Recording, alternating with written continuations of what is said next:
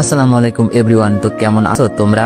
আশা করি অনেক ভালো আছো। তোমাদের দোয়া এবং ভালোবাসায় আমি অনেক ভালো আছি। তো আজকের গল্পটা না শুনলে তোমরা বুঝতেই পারবা না। তো গল্পটা সবাইকে শেষ পর্যন্ত শোনার অনুরোধ রইল।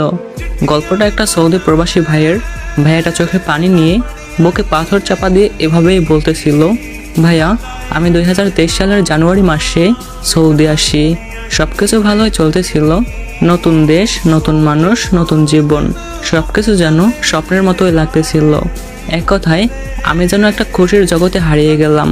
ভাইয়া আমি কখনো রিলেশন করি নাই, ইভেন কোনো মেয়ের সাথে কথা বলতেও আমার কেমন যেন লাগতো, কেমন যেন লজ্জা কাজ করতো। এজন্য কোনো মেয়ের সাথে কথা বলার চেষ্টাও করতাম না। কিন্তু এখানে আসার কিছু মাস পরেই একটা অচেনা নাম্বার থেকে একটা মেয়ে আমাকে নক করে।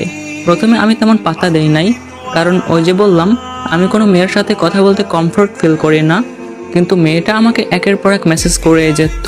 একটা পর্যায়ে আমি কৌতূহল নিয়ে তার সাথে কথা বলতে শুরু করি, তার পরিচয় জানতে চাই। দেন সে আমাকে বলে সে নাকি আমার একটা আত্মীয়র বান্ধবী। আমি বিদেশ চলে আসার পরে আমার সিমটা আমার আম্মু ইউজ করতো, কিন্তু সেই নাম্বার দিয়ে আমি ইমো ইউজ করতাম। আমি জানতে চাইলাম যে নাম্বার কিভাবে পেলেন। সে আমাকে বলল যে আমার আম্মুর কাছ থেকে নাকি আমার আত্মীয় নাম্বার নিয়েছে এবং সেখান থেকে সে নিয়ে আমাকে নক করেছে। আমি কারণ জানতে চাইলাম। দেন সে আমাকে বলল আপনি নাকি অনেক ভালো, আমার বান্ধবী সবসময় আপনার প্রশংসা করে, এই জন্য ভাবলাম যে আপনার সাথে কথা বলেই একটু খোঁজ খবর নেই। ব্যাপারটাকে আমিও স্বাভাবিকভাবে নিলাম। তো কয়েকদিন অল্প অল্প কথা বলার পরে সে আমাকে তার পার্সোনাল জিনিসগুলো বলতে শুরু করলো। তার আগে নাকি একটা রিলেশন ছিল, সে নাকি একটা ছেলেকে প্রচুর ভালোবাসতো, কিন্তু অজানা কোনো কারণে তাদের নাকি ব্রেকআপ হয়ে যায়। তার কথা বলার মতো কেউ নাই, সবসময় একা একা থাকে, দম বন্ধ হয়ে আসে। এজন্য নাকি আমাকে নক করেছে, আমার সাথে কথা বলে একটু হালকা হওয়ার জন্য আমাকে নাকি নক করেছে। ব্যাপারটা আমিও সহজভাবে নিলাম। ভাইয়া আমি সহজ সরল ছিলাম, গভীরভাবে তেমন কিছু ভাবতাম না। বিষয়টাকে আমি স্বাভাবিকভাবে নিলাম। মনে মনে ভাবলাম যে সমস্যা কি, একটা মানুষ যদি আমার সাথে কথা বলে তার স্বাভাবিক জীবন ফিরে পেতে পারে তাহলে বলুক, আমার প্রবলেম কি। এটা ভেবে আমিও তার সাথে কথা বলা শুরু করি, তাকে আমি সময় দেওয়া শুরু করি, কাজের ফাঁকে তার খোঁজখবর নিতে শুরু করি। এভাবে অনেক দিন কেটে গেল। সে আমাকে সবকিছু শেয়ার করতো। দেখতে দেখতে আমরা একে অপরের ভালো বন্ধু হয়ে যাই। একজনের মন খারাপ হলে অন্যজনে ভাঙাই। এভাবে অনেক দিন কথা বলতে বলতে দুজনের মধ্যে একটা মায়া তৈরি হয়ে গেল। কেউ কারোর সাথে কথা না বললে ভালোই লাগতো না। তখনও কিন্তু ওর সাথে রিলেশন করার আমার বিন্দুমাত্র ইচ্ছা ছিল না, শুধু ফ্রেন্ড হিসাবেই ভালো লাগতো, কথা বলতাম, বাস এইটুকুই। দেন একদিন হঠাৎ করে ও আমাকে প্রপোজ করে বসে। ও আমাকে বলে আমি তোমাকে অনেক বেশি ভালোবাসি, আমি তোমার সাথে সারা জীবন থাকতে চাই, তুমি আমাকে বিয়ে করবে। তার প্রতি আমার মায়া কাজ করলেও তার সাথে রিলেশন করার আমার কোনো ইচ্ছেই ছিল না, কারণ আমার বড় ভাই রিলেশন করে বিয়ে করেছে। এটা নিয়ে আমার ফ্যামিলিতে অনেক প্রবলেমও হয়েছে। আমার আম্মু আমাকে বলছে যে বাবা, তোর প্রতি আমার অনেক বিশ্বাস আছে, তুই আমাদের স্বপ্ন ভেঙে দিবি না। আমিও আমার আম্মুকে কথা দিয়েছিলাম যে আম্মু, আমি কথা দিলাম এমন কোনো কাজ করব না যাতে তোমরা কষ্ট পাও। আমার গ্রামের একটা মেয়ে আমাকে অনেক বেশি ভালোবাসতো, কিন্তু আমার আম্মুর সেই কথার জন্য আমি একদমই রিলেশনে জড়াতে চাইনি। এদিকে সে আমাকে প্রপোজ করার পর আমি ডিপ্রেশনে চলে যাই যে কি করা যায়। তার প্রতি আমার মায়া কাজ করে, আর সেও তো আমাকে ভালোবেসে ফেলেছে, কিন্তু আমি যে আমার আম্মুকে কথা দিয়েছি তাদেরকে কষ্ট দিব না, এখন আমি কি করব? ভাইয়া এমনটা ভাবতে ভাবতে আমি অনেক বেশি ডিপ্রেশনে চলে যাই। তারপরে অনেক চিন্তা ভাবনা করে সিদ্ধান্ত নিলাম যে না, আমি আমার ফ্যামিলির সবাইকেও ভালো রাখবো, আমি আমার ভালোবাসার মানুষকেও নিজের করে নিব। ভাইয়া তাকে ভালোবাসার মানুষ বলছি এজন্য যে তার সাথে কথা বলতে বলতে আমি তার মায়ায় পড়ে যাই, তার প্রতি আমার মায়া কাজ করতে থাকে।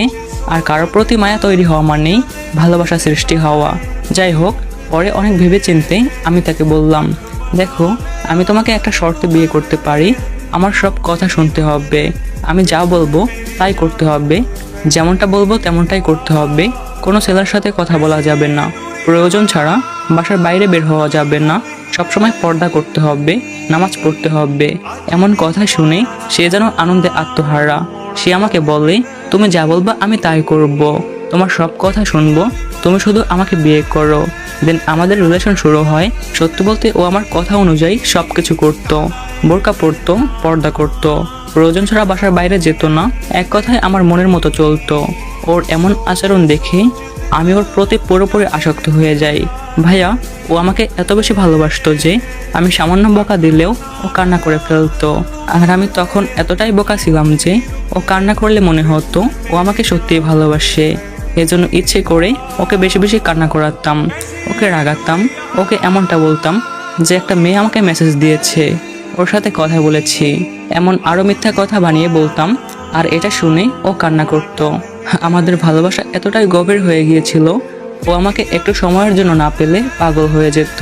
কাজ থেকে ফিরতে একটু দেরি হলেও কান্না করে ফেলতো। ও যদি কোনো ভুল করতো, ভাইয়া, আমি ওকে 20 বার কান ধরে উঠবস করাতাম, ও কিছু মনে করতো না।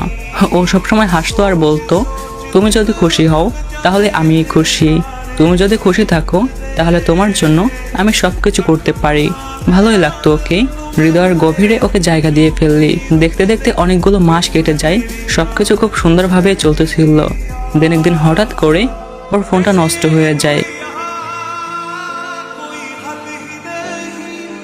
কারোর উপকার করতে না পারলে কারোর ক্ষতি করিয়েন না ভাই, কারণ আমি একেবারে একলা মানুষ ভাই। আমি একাই কষ্ট করে এই পেজটাকে এত দূরে নিয়ে আসছি। নিজে নিজে ভিডিও করি, নিজে নিজেই সবকিছু করি ভাই। আমারও তো ভাই ব্রাদার্স নাই ভাই, আমার কেউই নাই ভাই। তারপরেও অনেক ভালোবাসার মানুষ পেয়েছি, কিন্তু বর্তমানে আমার এই পেজটাতে তোমরা যারা রিপোর্ট মেরে মেরে আমার রিচটা ডাউন করে দিছো, তোমাদের বিচার আল্লাহ করবে ভাই। শুধু এতটুকুই বলে রাখি। আর তোমরা যারা একজন আমার ভালোবাসার মানুষ আছো, তারা প্লিজ ভাই এই ভিডিওটা যদি তোমাদের সামনে যায় তাহলে অবশ্যই এই ভিডিওটা একটা শেয়ার করে দিবা, কারণ আমার পেজটা হারানোর পথে ভাই।